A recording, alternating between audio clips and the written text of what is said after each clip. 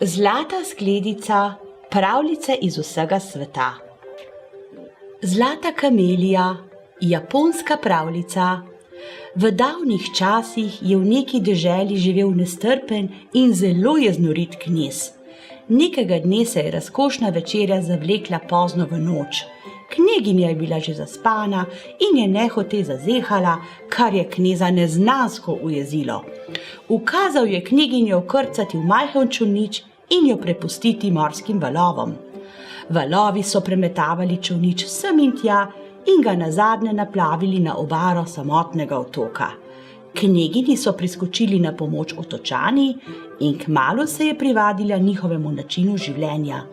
Ni še bila tako dolgo na otoku, ko je rodila knezovega sina. Otrok je bil kraljevsko lep.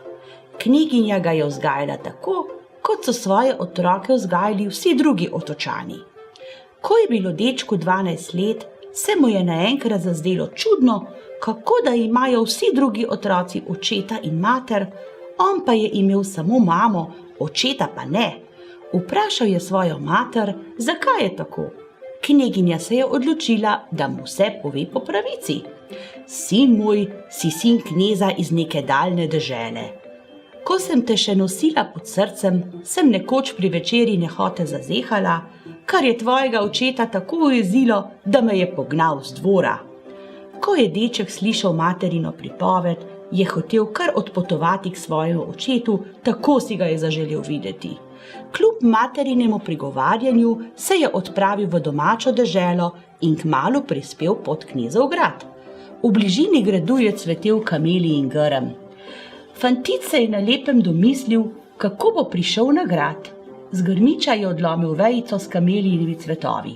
Nato je šel pred grajska vrata in pričel na ves glas kričati: Kdo hoče zlato kamelijino vejico z zlatimi cvetovi? Kdo hoče zlato kamelijino vejico z zlatimi cvetovi? Slišal ga je tudi knez in ga ukazal pripeljati predse. Stražarja sta nemudoma izpolnila njegov ukaz. Tedaj je knez videl, da ima deček v rokah navadno kamelijino vejico. Začel je dečka zmerjati, čez da ga vleče za nos, ko mu ponuja navadno kamelijino vejico za zlato. Nikar tako ne mislite, se je začel opravičevati deček.